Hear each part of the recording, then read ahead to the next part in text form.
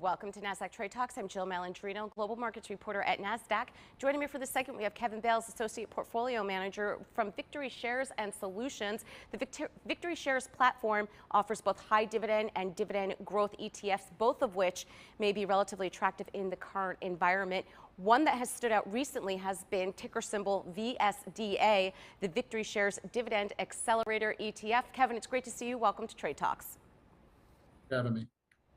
And investors may be familiar with dividend investment strategies, but what's the difference between dividend growth and high dividend yielding strategies?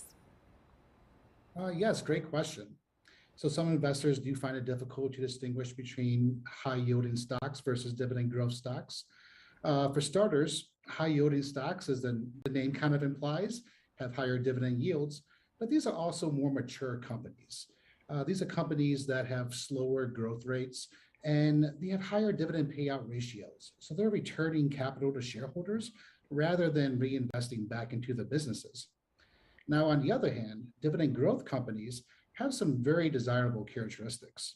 They have a history of dividend growth and profitability. They have strong balance sheets, stable earnings, and they are growing their earnings, which allows them to grow their dividends along with them. And also because these companies are growing earnings, there's also a price appreciation aspect to dividend growth companies that you can potentially receive on top of the yield that you also get as an investor. So both of these strategies are suitable for the client's portfolio, but it's also important to remember to avoid dividend cutters and companies that are suspending their dividends. And Kevin, VSDA recently achieved its 5-year track record. What makes this ETF unique and differentiated when compared to peers? Yes. So VSDA did just reach a 5-year track record, a very competitive track record versus the S&P 500. So we encourage everyone to go to vcm.com to view VSDA's returns and holdings. But VSDA tracks the Nasdaq Victory Dividend Accelerator Index, and we believe this index has a few key competitive advantages relative to peers. The first is we use a 15-factor model to take a deep dive into company fundamentals in order to predict the future probability of dividend growth. Now, most other peers do not focus in on fundamentals. And the ones that do, maybe are using 2 to 3 factor models.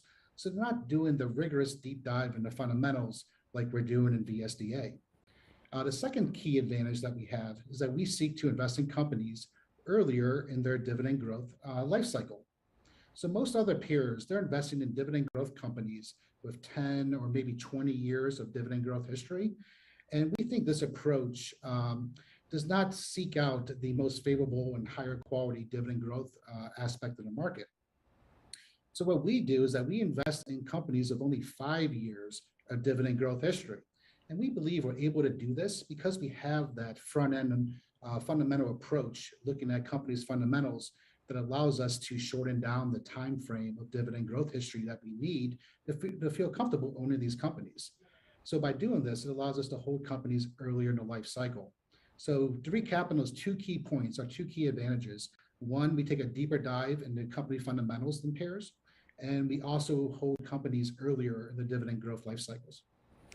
And you had brought up the concept of dividend cutters earlier. Why is it important to avoid these?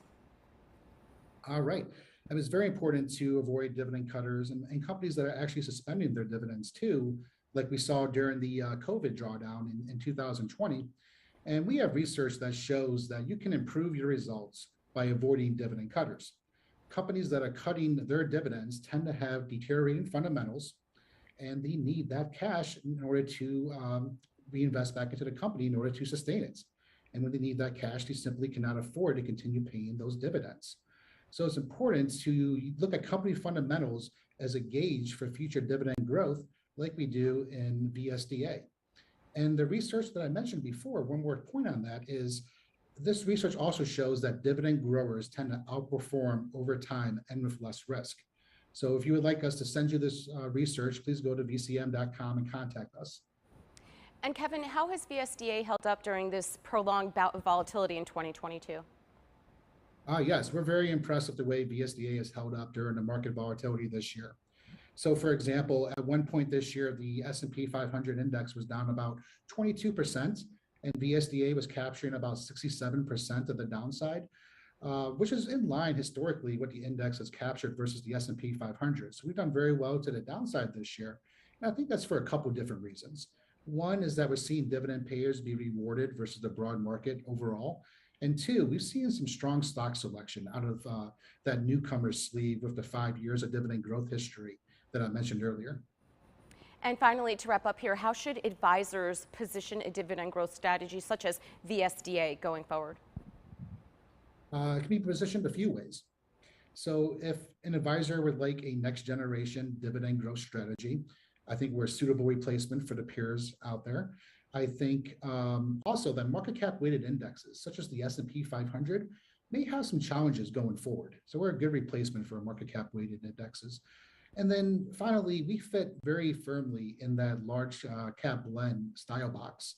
So we can be a core position in really any portfolio.